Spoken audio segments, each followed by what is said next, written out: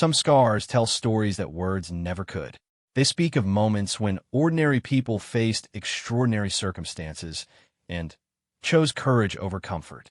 In the sterile halls of Naval Medical Center San Diego, where military heroes come to heal, one routine examination would reveal that heroism isn't always found on battlefields. Sometimes, it's found in the quiet strength of a woman who never thought her past would matter to anyone. Until a SEAL admiral recognized the unmistakable marks of survival that only someone who had faced similar darkness could understand. What happens when two warriors from different worlds discover they share more than just scars? What happens when duty, honor, and unexpected connection collide in ways that change everything? This is the story of Dr. Sarah Chun, a civilian physician who thought she had left her past behind, and Admiral Marcus Iron Rodriguez, a decorated Navy SEAL whose trained eye sees what others miss. It's a story about the courage to trust again, the strength to face buried trauma, and the unexpected places where healing begins. Some meetings change everything. This was one of them. The fluorescent lights hummed overhead as Dr. Sarah Chun adjusted her stethoscope and glanced at her watch. 3:30 on a Tuesday afternoon at Naval Medical Center San Diego meant the usual mix of routine physicals, minor injuries, and the occasional complicated case that reminded her why she had chosen medicine. She had been working at the Naval Hospital for 18 months now, long enough to feel comfortable with the rhythm of military medicine, but not so long that she had lost her civilian perspective. Her next patient was listed as Admiral Marcus Rodriguez, age 42, here for his annual physical. Sarah had heard the name whispered in hospital corridors with the kind of respect reserved for legends. The nurses spoke of him in hushed tones, mentioning something about multiple deployments, classified operations, and a reputation that preceded him through every door he entered. She had never met him personally, but she knew enough about Navy SEALs to understand that men like Admiral Rodriguez had seen things most people couldn't imagine. Sarah smoothed her white coat and checked her reflection in the small mirror by the sink. At 34, she had learned to project confidence even when she felt uncertain. Her black hair was pulled back in a neat bun, and her dark eyes held the focused intensity that had carried her through medical school and residency. She had worked hard to get where she was, harder than most people knew, and she wasn't about to let nerves about examining a high-ranking officer throw her off her game. A soft knock interrupted her thoughts. "Dr. Chun, Admiral Rodriguez is here for his appointment," called Nurse Martinez from the other side of the door. "Send him in, please," Sarah replied, positioning herself behind her desk with the Admiral's file open before her. The door opened, and Admiral Marcus Rodriguez stepped into the examination room. He was tall, probably 6'2", with broad shoulders that spoke of years of physical conditioning. His graying hair was cut in a precise military style, and his blue eyes held the kind of alertness that suggested he was constantly assessing his surroundings. He wore his dress uniform with the kind of easy confidence that came from decades of service, and the rows of ribbons on his chest told a story of courage and dedication that most people could only imagine. "Admiral Rodriguez," Sarah said, standing and extending her hand. "I am Dr. Chen. Please have a seat." Marcus shook her hand with a firm grip and offered a slight smile. "Doctor, thank you for fitting me into your schedule." His voice carried the authority of command, but also a warmth that surprised her. "Of course, annual physicals are important, especially for someone with your level of responsibility." Sarah gestured to the examination table. "This should be fairly routine. How are you feeling overall?" "Can't complain," Marcus replied, settling into the chair across from her desk. "Staying in shape, eating right, sleeping when the job allows it. The usual challenges of the position." Sarah nodded, making notes in his file. "Any specific concerns or issues you'd like to discuss?" "Pain, fatigue, changes in vision or hearing. Nothing significant. Maybe a little more soreness in the shoulders after PT than there used to be, but I figure that comes with the territory of my age. Let's take a look at everything and make sure." Sarah reviewed his medical history, noting the various injuries and treatments that marked a career in special operations. 2 shoulder surgeries, a knee reconstruction, multiple concussions, and what appeared to be shrapnel removal from his left leg. The man sitting across from her had literally put his body on the line for his country more times than she could count. The examination proceeded normally through the standard checks. Blood pressure slightly elevated, but within acceptable range for someone in a high-stress position. Heart rate steady and strong. Reflexes sharp. Vision and hearing excellent despite years of exposure to gunfire and explosions. Marcus answered her questions with military precision, providing exact dates and details about past injuries and treatments. "Everything looks good so far," Sarah said as she prepared to examine the surgical scars on his shoulder. "I need to check the mobility and healing on these surgical sites. If you could remove your shirt, please." Marcus nodded and began unbuttoning his uniform shirt. As he folded it carefully and set it aside, Sarah prepared her instruments and tried to maintain her professional composure. She had examined hundreds of patients over the years, but there was something about this man that commanded attention even in the vulnerable setting of a medical examination. When Marcus removed his undershirt, Sarah found herself looking at a map of service written in scar tissue. The shoulder surgeries were clean and well healed, but they were only part of the story. There were smaller scars from shrapnel, a long thin line across his ribs that looked like a knife wound, and what appeared to be a bullet graze along his left arm. Each mark represented a moment when he had faced death and survived. "Impressive collection," Sarah said quietly as she began examining the shoulder mobility. "You've certainly earned your reputation. Comes with the job," Marcus replied matter-of-factly. "Most of these are from early in my career. You learn to be more careful as you get older and hopefully wiser." Sarah tested the range of motion in both shoulders, pleased to find that the surgical repairs had healed well. "Your surgeon did excellent work. Full range of motion, no obvious restrictions. How's your pain level with normal activities?" "Manageable. Sometimes aches before it rains, but nothing that interferes with duty." As Sarah moved to examine the shrapnel scars on his left leg, she asked him to remove his trousers.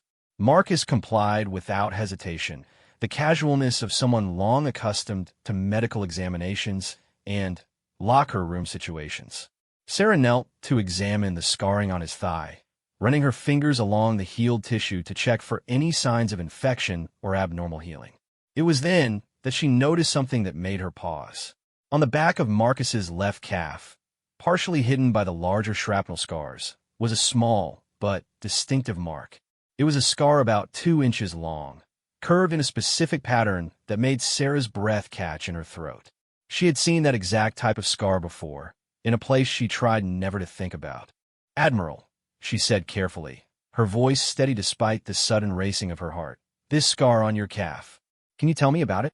Marcus twisted slightly to see what she was indicating. "That one? Old knife wound. Happened during a rescue operation about 15 years ago. Had to cut my way out of some restraints. Not exactly by the book, but it got the job done." Sarah nodded slowly, her medical training warring with the memories that threatened to surface.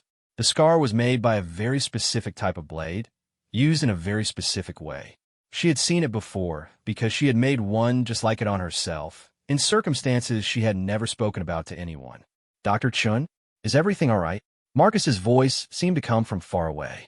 Sarah blinked and realized she had been staring at the scar for several seconds longer than necessary. "Yes, sorry. Just making sure the healing is complete. Everything looks good." She stood up quickly, turning away to wash her hands and compose herself. "You can get dressed," she said, her back still turned to him. "I just need to complete my notes." As Marcus got dressed, Sarah struggled to maintain her professional demeanor. The scar on his leg was identical to one hidden on her own body, created in circumstances she had spent years trying to forget. It was a mark that only someone who had been in a very specific type of captivity would have, a mark made by a very particular type of captor using a very particular method. "Doctor," Marcus's voice was closer now, concerned. "You seem upset. Did you find something concerning in the examination?" Sarah turned to face him, his uniform once again impeccable, his bearing strong and confident. But his eyes held a different quality now, a searching look that suggested he had noticed a reaction and was trying to understand it. "No," I admitted. "Everything appears to be in excellent condition. You're cleared for duty without restrictions." She forced her voice to remain steady and professional. Marcus studied her face for a moment longer. Dr. Chun, may I ask you something? Of course. That scar I showed you, the one on my calf. You recognized it, didn't you? You've seen that type of mark before. Sarah felt her heart start to race again. I see many different types of scars in my practice, Admiral. It's difficult to say what specific experiences might create similar marks. That's not what I mean, Marcus said gently. His voice had changed, taking on a quality that was both authoritative and surprisingly compassionate. I've been doing this long enough to know when someone recognizes something they wish they hadn't seen. And I've seen enough to know that the kind of knife work that made this scar isn't common. It's very specific to certain types of interrogation and torture techniques.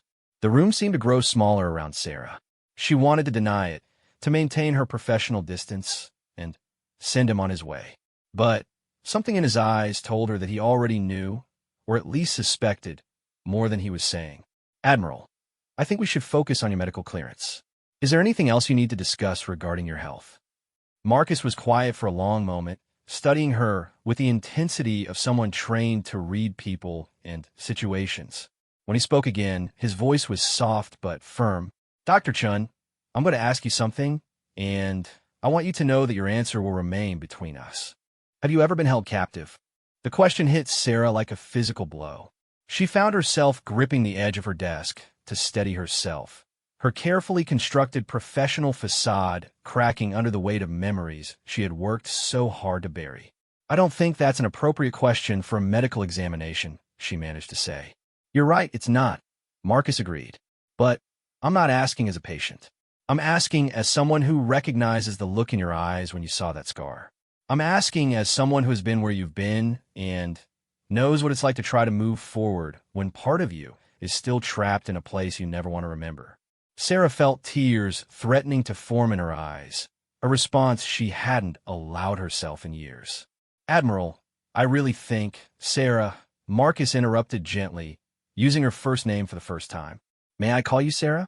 I know we just met, but I have a feeling we have more in common than either of us expected when we walked into this room. She looked at him, really looked at him, and saw something in his eyes that she hadn't expected. It wasn't pity or professional curiosity. It was understanding. It was the look of someone who had been broken and had found a way to heal, someone who recognized that same journey in another person. How long were you held? He asked quietly. The question hung in the air between them. Sarah knew she could deflect, could maintain her boundaries, and send him away with his medical clearance, and nothing more. She had done it before with therapists and friends and family members who had tried to get too close to the truth. But something about this man, about the way he asked the question with genuine concern rather than morbid curiosity, made her defenses waver. 18 days, she heard herself say, the words coming out in barely a whisper. Marcus nodded slowly. That's a long time. Where? Afghanistan. I was part of a medical mission with Doctors Without Borders. Our convoy was ambushed outside of Kandahar. The words felt strange coming out her mouth. She had never told anyone the details, not completely. When, 7 years ago, I was 27, fresh out of residency, thought I was going to save the world. Sarah laughed bitterly. I was so naive. No, Marcus said firmly. You were brave. You went to help people who needed medical care, in a place where most people wouldn't go. That's not naive. That's courageous. Sarah shook her head. You don't understand. I didn't help anyone. I couldn't save my colleagues. I couldn't save myself. I just survived while better people died. You survived because you were strong enough and smart enough to do what needed to be done, Marcus replied. And then you came back and became a doctor who takes care of people like me. That's not just survival. That's heroism. The tears that Sarah had been fighting finally spilled over. She turned away from him, embarrassed by the display of emotion. I'm sorry, admiral. This is completely inappropriate. I should not be discussing my personal history with a patient. Then, we'll change the dynamic, Marcus said. Your examination of me is complete. I'm medically cleared for duty. Now, if you're willing, I'd like to talk to you as one survivor to another. Sarah wiped her eyes with the back of her hand and turned to face him again. What do you want to know? I want to know how you've been carrying this alone for 7 years. I want to know if you've gotten the help you deserve. And I want to know if there's anything I can do to help you realize that what happened to you doesn't define your worth as a person or as a doctor. The conversation that followed would change both of their lives in ways neither of them could have imagined. But it started with the simple recognition that sometimes healing begins when we stop trying to hide our scars and start sharing them with someone who understands. 3 days after the examination, Sarah found herself sitting in a small coffee shop near the naval base, waiting for Admiral Rodriguez. She had agreed to meet him for coffee, though she still wasn't entirely sure why. Perhaps it was the way he had spoken to her, without judgment or pity. Perhaps it was the recognition in his eyes that suggested he truly understood what she had experienced. Or perhaps it was simply the exhaustion of carrying her secrets alone for so long. Marcus arrived precisely on time, wearing civilian clothes that somehow made him look more approachable, but no less formidable. He spotted her immediately and made his way to her table, carrying 2 cups of coffee. "I took the liberty of ordering for you," he said, setting one of the cups in front of her. "Black coffee with 2 sugars. I figured someone who's been through medical training and military medicine probably doesn't have time for fancy drinks." Sarah smiled despite her nervousness. "Good guess. Thank you." Marcus settled into the chair across from her, his large frame somehow fitting gracefully into the small coffee shop setting. For a moment, they sat in silence, each apparently uncertain how to begin a conversation that neither of them had planned to have. "I've been thinking about what you said," Sarah finally began, "about survival and strength. I'm not sure I agree with your assessment." "Why not?" Marcus asked, his tone genuinely curious rather than challenging. "Because you don't know what I did to survive. You don't know what choices I made, what I was willing to trade for another day of life." Sarah's voice was steady, but her hands trembled slightly as she lifted her coffee cup. Marcus leaned forward slightly. "Do you want to tell me?" The question was simple, but it carried enormous weight. Sarah had never told anyone the complete truth about her captivity. The official reports spoke of a medical convoy ambushed by insurgents, of 18 days of captivity before a rescue operation freed the survivors. What they didn't mention was the daily degradation, the systematic breaking down of identity and hope, and the impossible choices that captivity had forced her to make. "They took 6 of us," Sarah began slowly. 3 doctors, 2 nurses, and our security coordinator. We were providing medical care to a village about 50 kilometers outside of Kandahar when the convoy was hit. Marcus nodded, but remained silent, allowing her to set the pace of the conversation. "The first 3 days were the worst physically. They wanted to break our will to resist, to make us compliant. They separated us, kept us in different rooms so we couldn't support each other. The psychological pressure was constant. They knew exactly how to use our medical training against us." Sarah paused to take a sip of coffee, using the moment to gather her strength to continue. "On the 4th day, they brought in a wounded child, maybe 8 years old, hurt in the fighting that followed our capture. They told me I could treat him, but only if I agreed to provide medical care for their fighters as well. If I refused, they would let the child die in front of me." Marcus's jaw tightened almost imperceptibly, but he remained silent. "So I agreed. I told myself it was about saving an innocent life, but the truth is I was grateful for the chance to practice medicine again, to feel useful instead of helpless. I treated their wounded, helped them get back to fighting against my own country's forces. I became their collaborator." "You became their prisoner who was forced to make an impossible choice," Marcus corrected gently. "There's a difference." Sarah shook her head. "I could have refused. I could have let them kill me before I helped them. And then that child would have died, and you would have died, and someone else would have been forced to make the same choice. You save lives, Sarah. That's what doctors do. I saved the lives of people who were trying to kill American soldiers. People who had kidnapped and tortured me and my colleagues." Sarah's voice was growing more intense, years of suppressed guilt and self-recrimination pouring out. "You saved lives," Marcus repeated firmly. "Period. The circumstances were beyond your control, but the choice to heal rather than let people die was yours, and it was the right choice." Sarah felt tears starting again and fought them back. "You weren't there."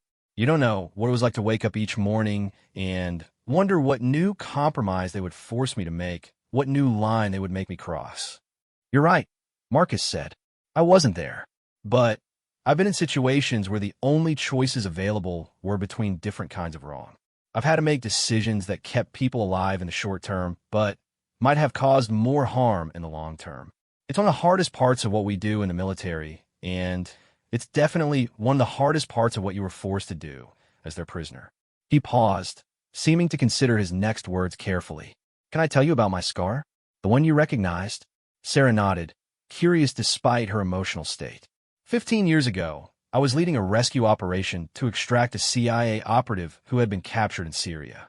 Intelligence suggested he had been held for about 2 weeks, and we knew the clock was ticking. When we found him, he was in bad shape.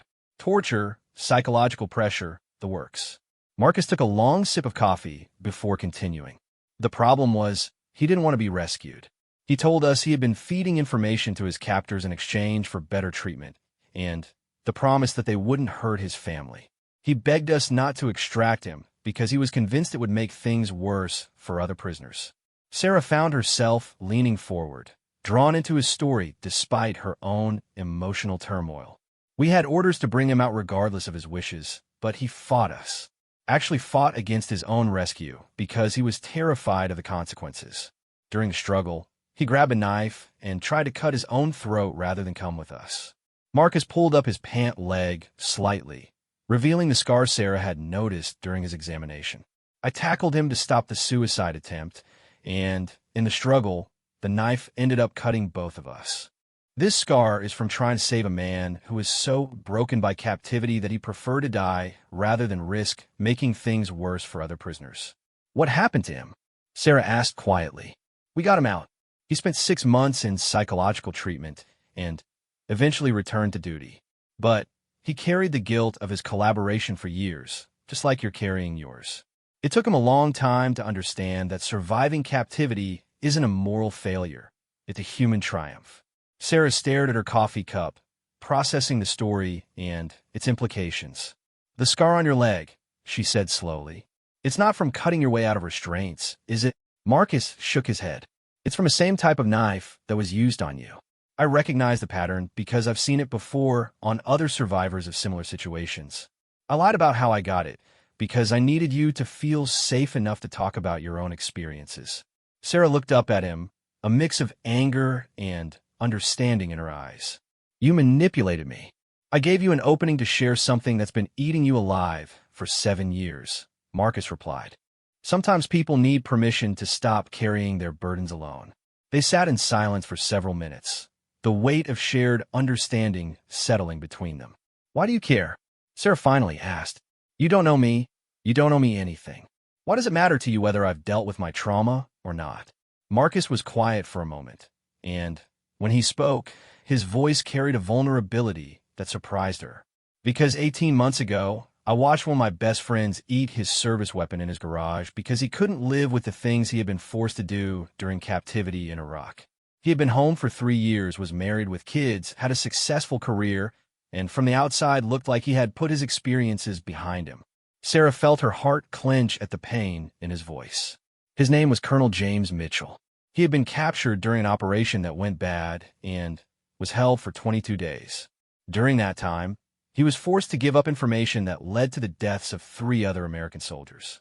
He came home to a hero's welcome, got promoted, received medals for his service, but he never forgave himself for what he saw as his failure. Marcus's hands were clenched around his coffee cup, his knuckles white with tension. I was supposed to have dinner with him that night. When he didn't show up, I went to check on him. I found him in his garage, still in his dress uniform, with a note that said he couldn't live with being called a hero when he knew he was a coward. I'm sorry, Sarah whispered, understanding now why Marcus had pushed her to talk about her experiences. The thing is, Jim wasn't a coward. He was a good man who had been put in an impossible situation and did what he had to do to survive. But he never got help, never talked to anyone about what really happened, never allowed anyone to help him process the guilt and trauma. He died because he thought he had to carry it alone. Marcus looked directly at Sarah, his eyes intense, but compassionate. When I saw your reaction to my scar, when I recognized the signs of someone carrying that same kind of guilt and isolation, I couldn't just walk away. I can't save Jim, but maybe I can help you understand that surviving doesn't make you weak, and making difficult choices under extreme circumstances doesn't make you a bad person. Sarah felt something shifting inside her, a loosening of the tight grip she had maintained on her emotions and memories for so long. I dream about them, she admitted quietly. The fighters I treated, the ones who went back to fighting after I healed them. I wonder how many American soldiers they killed, how many innocent people they hurt. I wonder if my medical skills made me an accessory to murder. And I wonder if the intelligence Jim gave up saved other prisoners from worse torture, or if his compliance bought time that allowed other operations to succeed. Marcus replied, "The truth is, we'll never know the full consequences of the choices we make under extreme pressure. But we do know that you chose to save lives when you could have chosen to let people die, and that counts for something." Sarah found herself crying again, but this time it felt different. Instead of the isolated tears of shame and guilt she had shed in private for years, these felt like the beginning of something like relief. "I've never told anyone about the medical treatment I provided," she said through her tears. "I've never admitted that part of me was grateful to feel useful again, even under those circumstances. I've never acknowledged that I actually liked some of my captors, the ones who treated me with a little bit of kindness." Marcus reached across the table and placed his hand gently over hers. Stockholm Syndrome is a real psychological response to trauma. Feeling gratitude towards someone who shows you mercy in a horrible situation doesn't make you weak or wrong. It makes you human.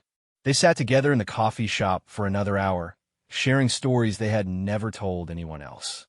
Marcus talked about the nightmares that still woke him some nights, about the survivor's guilt that came from walking away from operations where good people died. Sarah told him about the panic attacks that hit her whenever she heard certain languages spoken, about the way she still instinctively assessed every room for exits and potential weapons. As they prepared to leave, Sarah felt both exhausted and somehow lighter than she had in years. "What happens now?" she asked. Marcus stood and helped her with her coat. "Now you stop carrying this alone. Now you consider getting some professional help to process what you've been through. And now you remember that surviving something horrible doesn't define you, but how you choose to live after survival does." As they walked out of the coffee shop together, Sarah realized that for the first time in 7 years, she didn't feel like she was hiding from her past. She was still afraid, still uncertain about how to move forward, but she was no longer alone with her secrets.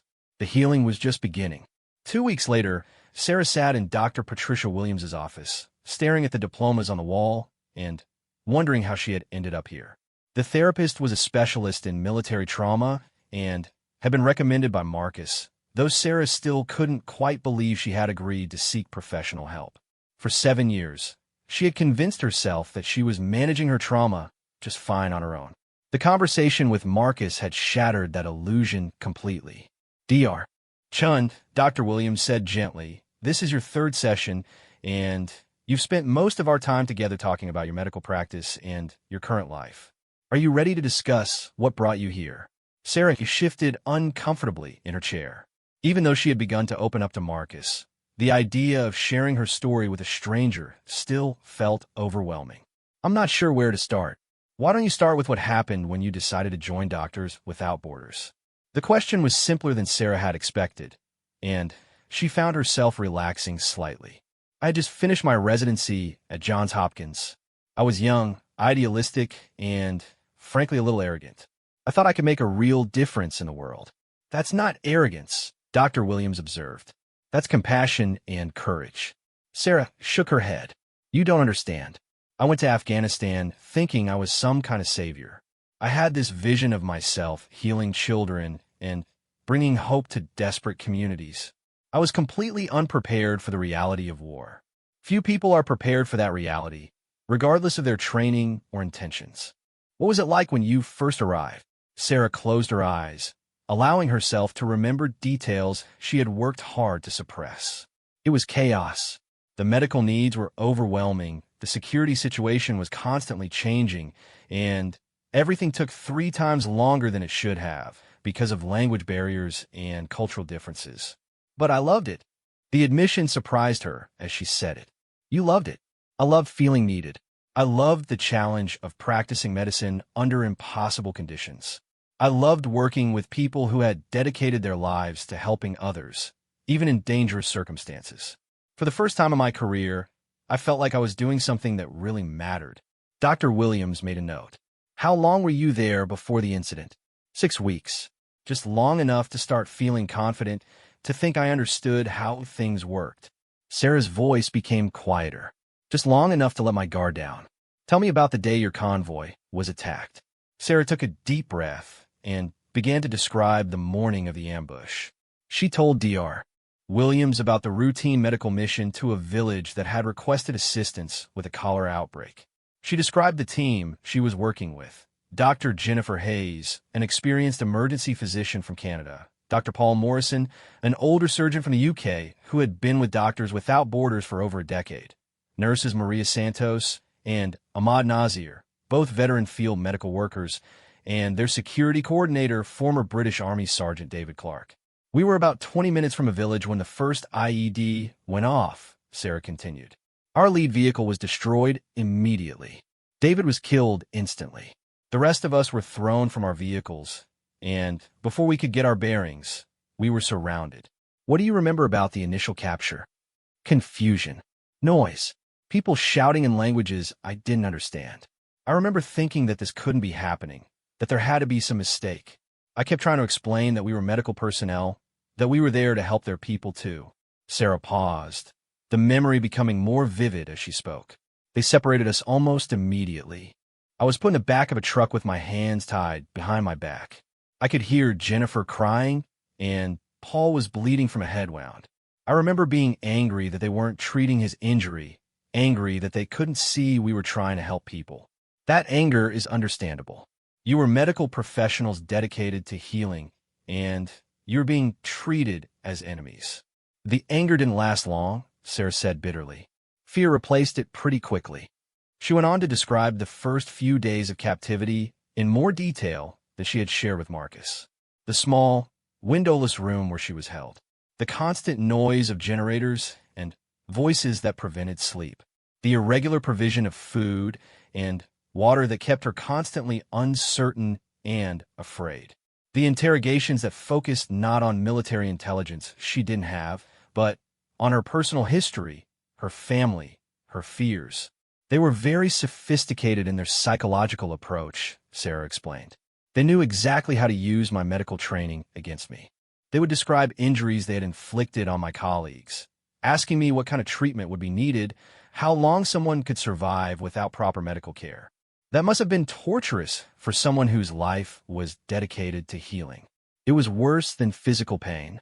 They were making me complicit in the suffering of my friends just by having medical knowledge. I started to hate everything I knew about medicine because they were turning it into a weapon against people I cared about. Dr. Williams leaned forward slightly. Sarah, can you tell me about the day they brought you the injured child? This was the moment Sarah had been dreading since she started therapy. She had told Marcus about treating the wounded fighters, but she hadn't told him everything. She hadn't told him about the choice that haunted her most. It was day 4, Sarah began slowly. I hadn't seen any of my colleagues since the first day, and I was starting to believe they were all dead. I was in a very bad place mentally, convinced that I was going to die, and that my life had been meaningless. She paused to gather her strength. They brought in this little boy, maybe 7 or 8 years old. He had been shot in the abdomen, probably caught in crossfire. He was conscious, but in severe pain, and I could tell immediately that he needed surgery to survive. What did they tell you? They said I could save him, but that if I did, I would have to agree to treat their fighters as well. They said if I refused, they would let the child die slowly while I watched, and then they would bring in another injured child the next day and give me the same choice. Dr. Williams nodded, understanding the impossible nature of the decision Sarah had faced. But that wasn't the worst part, Sarah continued, her voice becoming barely audible. The worst part was that they also told me I could earn better treatment for my surviving colleagues. They said if I agreed to be their medical officer, They would give me information about whether the others were alive, and they would improve their conditions. The room fell silent for several moments. So you had to choose between your medical oath to do no harm, your duty to your colleagues, and your duty to an innocent child, Dr. Williams summarized. I had to choose between letting a child die to maintain my principles or becoming a collaborator to save him and possibly help my friends. Sarah was crying now, and the truth is I wasn't thinking about principles or duty when I made the decision. I was thinking about how much I wanted to feel useful again, how much I miss being a doctor instead of just a victim. What did you do? I told them I would treat anyone who needed medical care, but that I wanted proof that my colleagues were alive, and I wanted their conditions improved before I started. And did they honor that agreement? Sarah nodded. They showed me video of Paul and Jennifer. Paul's head wound had been treated, and they both looked better than I had feared. Maria and Ahmad were also alive, though Ahmad looked like he'd been beaten pretty severely. So your decision to collaborate directly led to better treatment for your colleagues. In the short term, yes.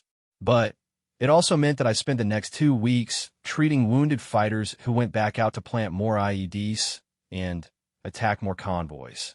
I became part of their war machine. Dr. Williams was quiet for a moment, allowing Sarah to process what she had shared. Sarah, I want you to consider something. You were a prisoner of war, being psychologically tortured by experienced interrogators who knew exactly how to exploit your medical training and your compassion. The choices they gave you were designed to be impossible, designed to break you down regardless of what you decided. But I still made the choice. You made the choice to save a child's life and improve conditions for your colleagues. In a situation where all your options had negative consequences, you chose the path that minimized immediate suffering for innocent people. Sarah shook her head. You're trying to make me feel better about collaboration. I'm trying to help you understand the difference between collaboration and survival under extreme coercion. You weren't a prisoner who volunteered information to gain favor with your captors. You were a doctor who was systematically manipulated into providing medical care under threat of watching innocent people die. The session continued for another 30 minutes, with Dr. Williams helping Sarah explore the complex emotions surrounding her captivity. When it ended, Sarah felt emotionally drained but also somehow cleaner, as if speaking the truth out loud had lifted some of the weight she had been carrying. As she left the office, she found Marcus waiting in the parking lot, leaning against his car with 2 cups of coffee. How did it go? He asked, offering her one of the cups. Harder than I expected, Sarah admitted. But maybe that's good. Marcus smiled. Healing usually is hard. Are you ready for some easier conversation? I thought maybe we could take a walk on the beach and talk about something other than trauma for a while.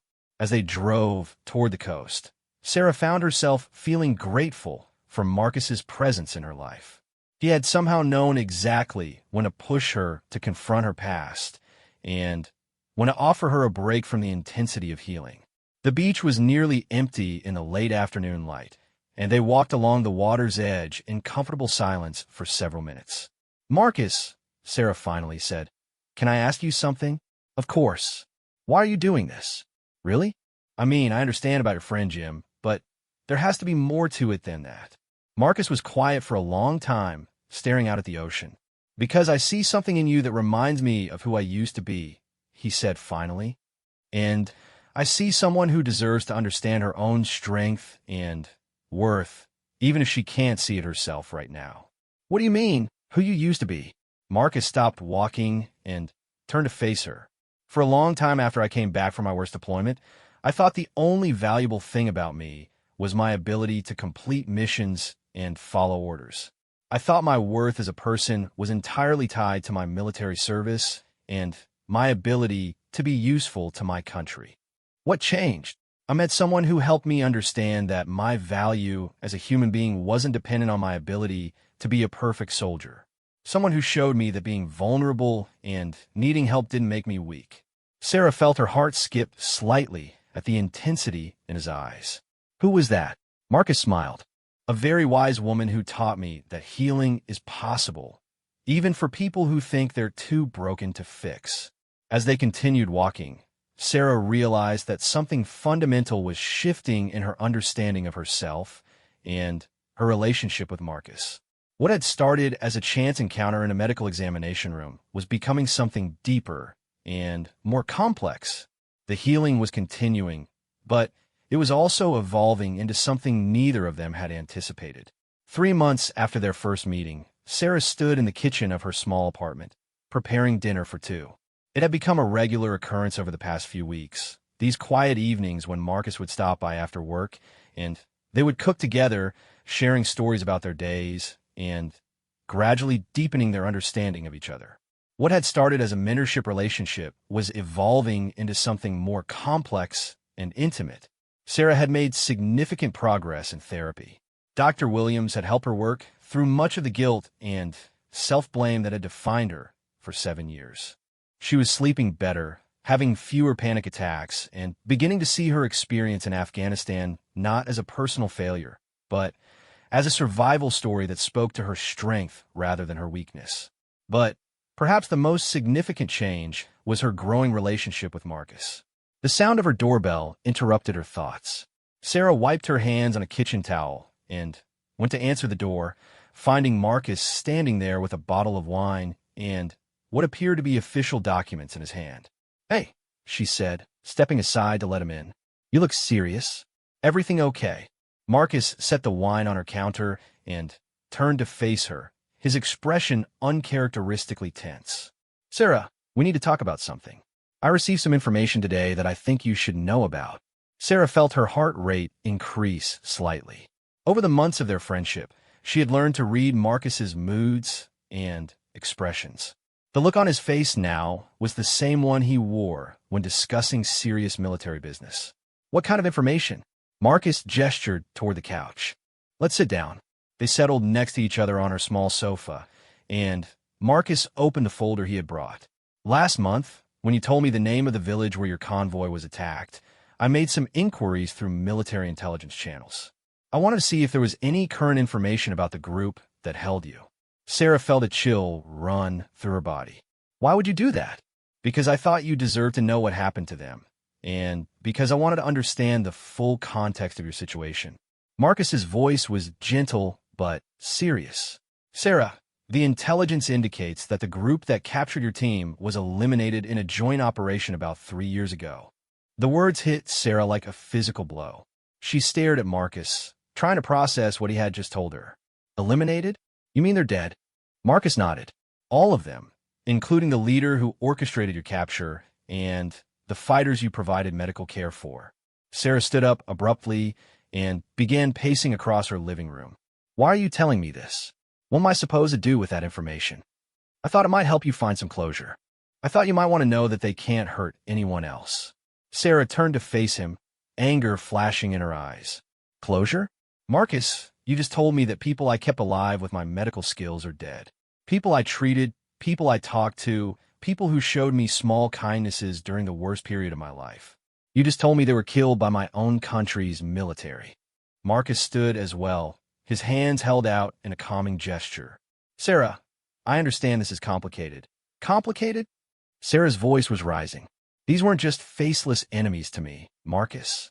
I spent 2 weeks with these people. I learned some of their names. I treated their wounds and listened to them talk about their families. I know that's not supposed to matter. I know they were the bad guys, but they were also human beings." She was crying now, overwhelmed by emotions she hadn't expected to feel. "One of the fighters I treated was barely 18 years old. He showed me pictures of his little sister and told me he was fighting because his family needed the money. Another one brought me extra food because he could see I was losing too much weight. They were my captors, but they were also just people." Marcus approached her slowly, his voice soft and understanding. "Sarah, what you're feeling is normal. It's part of the complex trauma bond that can develop between prisoners and captors, especially in situations that last for extended periods." "Don't psychoanalyze me," Sarah snapped. "And don't tell me what's normal. You weren't there. You didn't look into their eyes while you stitched up their wounds. You didn't have to reconcile the fact that some of the people holding you prisoner were also capable of small acts of humanity." Marcus was quiet for a moment, recognizing that Sarah needed to work through these emotions without his guidance. "You're right," he said finally. "I wasn't there, and I can't fully understand the relationships you developed with your captors.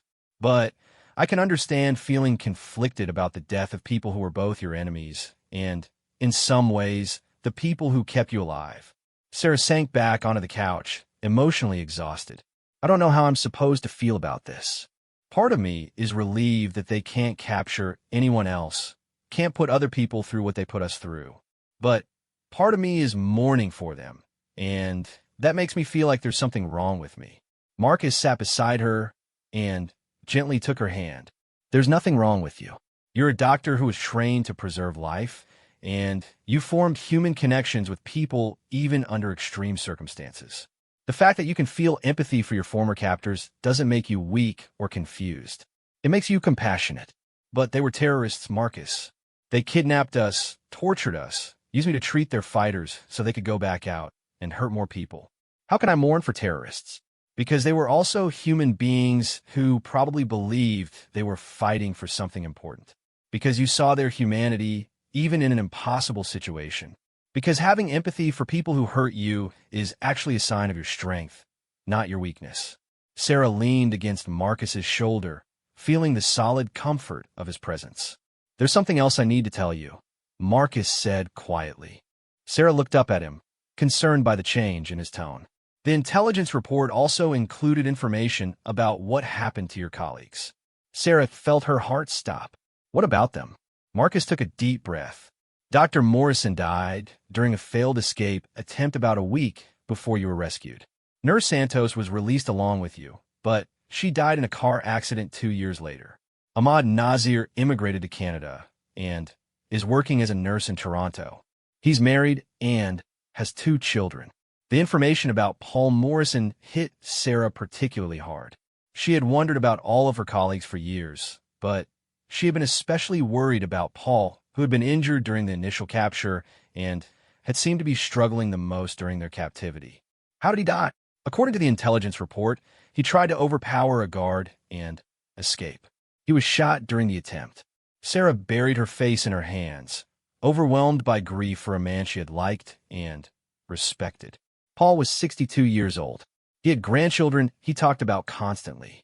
He was supposed to retire after the Afghanistan mission and spend time with his family. Marcus held her while she cried for Paul Morrison, for Maria Santos, for the young fighters whose wounds she had treated, for the impossible complexity of a situation where victims and perpetrators were sometimes the same people. Sarah, Marcus said after several minutes, there's one more thing in the report that I think you need to know. Sarah looked up at him through her tears. The intelligence indicates that the medical care you provided significantly extended the survival time of all the prisoners. According to the source who provided this information, your captors were planning to execute the entire group after the first week, but your cooperation convinced them that you were more valuable alive. What are you saying? I'm saying that your decision to collaborate, your willingness to provide medical care, is probably the reason you and your colleagues survived long enough to be rescued. Paul's escape attempt failed, but he lived an extra week and a half because you made the choice to keep all of you alive. Sarah stared at him, trying to understand the implications of what he was telling her.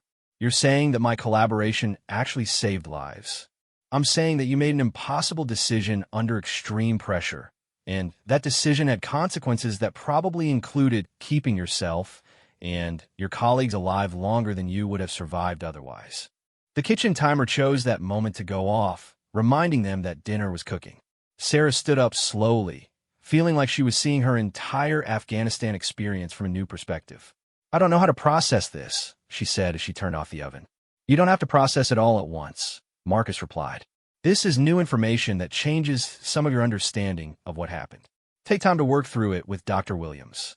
As they ate dinner together that evening, Sarah found herself thinking about the complexity of survival and the impossibility of making perfect moral choices under extreme circumstances. For 7 years, she had carried the guilt of collaboration, the shame of helping her captors. Now she was learning that the same decisions she had judged herself for might have been the reason she and her colleagues had lived long enough to see rescue. Marcus, she said as they were cleaning up after dinner, why did you really look into this? What made you think I needed to know?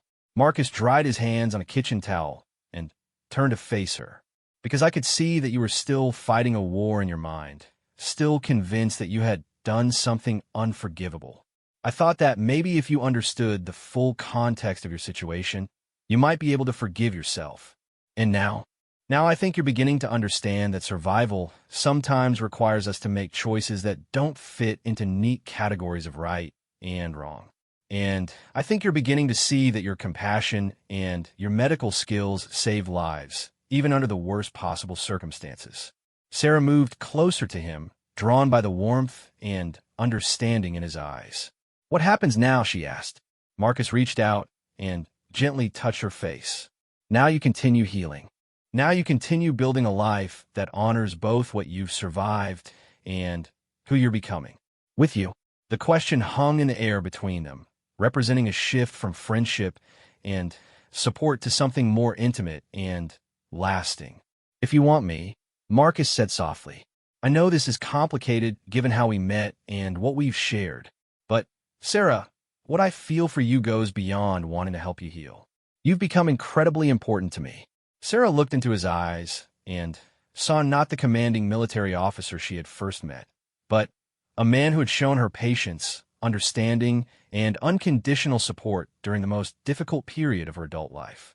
"I want you," she said simply. "I want whatever this is, whatever we're building together."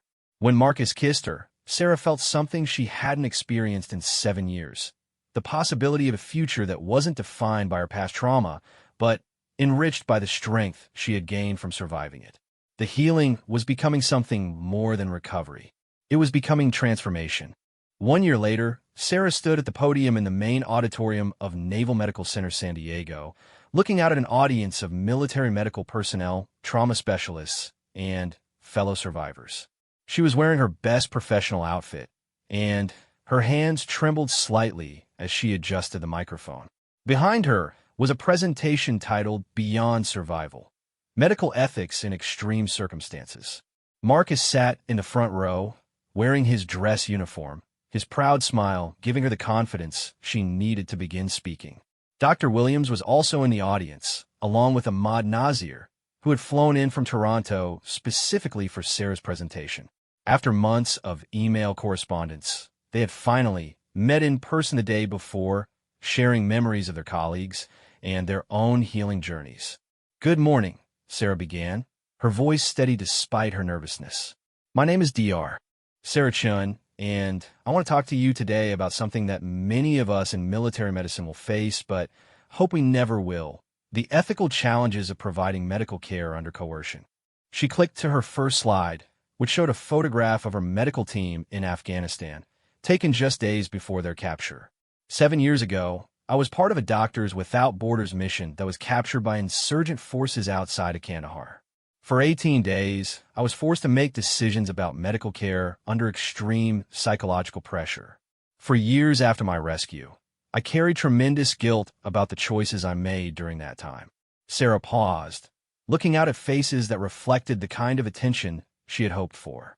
These were people who understood that medicine in military contexts often involved impossible decisions. Today, I want to share what I've learned about trauma, survival, ethics, and the long journey from shame to acceptance. But more importantly, I want to challenge some of our assumptions about collaboration, resistance, and moral courage in extreme situations. Over the next 45 minutes, Sarah walked her audience through her experience with unprecedented honesty and clinical precision. She discussed the psychological techniques used by her captors, the impossible choices she faced, and the complex emotions that followed her rescue. She talked about survivors' guilt, moral injury, and the importance of understanding that ethical frameworks designed for normal circumstances often break down under extreme coercion. "The medical oath tells us to, first, do no harm," Sarah said as she neared the end of her presentation. "But what happens when all your choices involve some form of harm? What happens when refusing to treat someone means watching an innocent child die, but agreeing to treat them means helping your captors continue their war?" She clicked to a slide that showed statistics on prisoner survival rates in similar situations. Recent research suggests that prisoners who cooperate with their captors particularly those with valuable skills like medical training, have significantly higher survival rates than those who resist. This doesn't mean that resistance is wrong or that cooperation is right. It means that survival itself is a form of resistance against those who want to destroy you. Sarah's final slides focused on the importance of post-trauma support and the need for military medical personnel to understand that moral injury was as real and debilitating as physical wounds. Healing from moral injury requires us to examine our assumptions about good and evil, right and wrong, heroism and cowardice. It requires us to understand that surviving terrible circumstances often means making choices that don't fit into neat categories. And it requires us to support each other through the long process of learning to forgive ourselves for being human under inhuman conditions. The presentation concluded to sustained applause, and Sarah felt a sense of accomplishment unlike anything she had experienced in her medical career. She had taken her most shameful experiences and transformed them into something that might help other people facing similar challenges. During the question and answer session that followed, a young Navy corpsman raised his hand. Dr. Chun, how do you reconcile your medical oath with the knowledge that your treatment kept enemy fighters in the field? It was the question Sarah had been hoping someone would ask because it was the question she had struggled with most. I've learned that there are different ways to understand do no harm, she replied. For years, I focused on the harm I might have enabled by treating enemy fighters. But I've come to understand that the alternative, allowing a child to die while I watched, refusing to help my colleagues, choosing death over the possibility of doing good under terrible circumstances, would have been a different kind of harm, both to others and to my own humanity. So you don't regret your choice to collaborate? Sarah considered the question carefully. I regret that I was put in a position where collaboration was necessary for survival. I regret that good people died and that others were traumatized. But I don't regret choosing to preserve life whenever I had the opportunity, even under circumstances I would never have chosen. After the formal presentation ended, Sarah was approached by numerous attendees who wanted to share their own experiences or ask for advice about supporting colleagues who had faced similar situations. Marcus waited patiently as she spoke with each person, clearly proud of her courage in speaking publicly about such personal and difficult experiences. Ahmad Nazir was among the last to approach her. The young nurse she remembered from Afghanistan was now a confident professional with gray threading through his dark hair and a warm smile that reminded her of their shared survival. Sarah, he said, embracing her warmly, I cannot tell you how important it was to hear you speak today. For so long, I also carried shame about what I did to survive. Hearing you explain it as human rather than weak, that helped me understand my own experience differently. We all did what we needed to do to stay alive, Sarah replied. And we all deserve to forgive ourselves for being human beings in an impossible situation. As the auditorium emptied, Marcus joined Sarah and Ahmad for coffee in the hospital cafeteria. The three of them spent an hour sharing stories, filling in gaps in their understanding of what had happened during and after their captivity. You know, Ahmad said as he prepared to leave for the airport, Maria Santos would have been so proud of what you did today. She always said you were the strongest person she had ever met, even during those terrible days. Sarah felt tears forming in her eyes at the mention of her colleague who had died so young. She was wrong, Sarah said. I wasn't strong. I was just stubborn enough to keep going when stopping would have been easier. Maybe that's what strength is, Marcus suggested. Not the absence of fear or doubt, but the decision to keep going despite them. That evening, Sarah and Marcus walked along the same beach where they had talked during her early days of recovery. The sunset painted the sky in brilliant oranges and purples, and Sarah felt a sense of peace that had eluded her for years. How do you feel about today? Marcus asked. Proud, Sarah said without hesitation. For the first time in 7 years, I feel proud of my survival instead of ashamed of it. You should be proud. What you share today will help a lot of people. Sarah stopped walking and turned to face Marcus. I have something I want to tell you. Marcus raised an eyebrow, curious about her serious tone. Dr. Williams thinks I'm ready to reduce my therapy sessions to once a month. And I've been offered a position developing trauma treatment protocols for military medical personnel. Sarah, That's fantastic. Are you going to take it? I want to, but I also want something else. Sarah took a deep breath, gathering her courage for what she wanted to say next. What's that? I want to marry you. Marcus stared at her in surprise. Sarah, I know it's not traditional for the woman to propose, and I know our relationship started under unusual circumstances. But, Marcus, you've shown me what it means to be loved for who I am, including the parts of me that were broken. You've helped me understand that my past doesn't define my worth, and you've supported me through the hardest work I've ever done. Sarah pulled a small box from her pocket, her hands shaking slightly. I don't want to just heal from my trauma anymore. I want to build a life with you. I want to wake up next to you every morning and know that we've both survived terrible things and chosen to love each other anyway. Marcus looked down at the ring box in her hands, then back up at her face, which was filled with hope and determination. Sarah Chun, he said softly, taking the box from her hands and getting down on one knee in the sand, I was planning to ask you the same question next week. I've been carrying around a ring for a month, waiting for the right moment. He opened the box she had given him, revealing a simple gold band, then pulled out a small velvet box of his own. But since you beat me to it, let me ask you properly. Will you marry me? Will you let me spend the rest of my life showing you how extraordinary you are? Sarah laughed through her tears, the joy on her face brighter than the sunset behind them. Yes, she said, pulling him up from the sand and kissing him. Yes, absolutely yes. As they held each other on the beach, both wearing engagement rings that symbolized their commitment to building a future together, Sarah realized that her story was no longer defined by 18 days of captivity 7 years ago. It was defined by the choice to heal, the courage to love again, and the decision to transform trauma into wisdom that could help others. 6 months later, they were married in a small ceremony attended by close friends, colleagues, and fellow survivors. Ahmad Nazir served as one of the groomsmen, and Dr. Williams officiated the ceremony. In her wedding vows, Sarah spoke about the difference between surviving and thriving, and her gratitude for finding someone who had helped her understand that she deserved both. 3 years after their wedding, Dr. Sarah Chun Rodriguez published a groundbreaking book on moral injury in military medical personnel. She continued to speak at conferences around the world, helping other survivors understand that healing was possible even after the most devastating experiences. She and Marcus adopted 2 children, siblings whose parents had been killed in a military conflict, and their home became a place where love and understanding helped heal wounds that might otherwise have lasted a lifetime. And sometimes late at night when the children were asleep, Sarah would trace the small scar on Marcus's calf, the one that had started their conversation, and marvel at how recognizing shared pain had led to shared healing, and ultimately to shared love. The scars that had once marked their trauma had become symbols of their survival, their strength, and their capacity to transform the worst experiences into the foundation for the best parts of their lives. They had learned that healing wasn't about forgetting the past or pretending it didn't matter.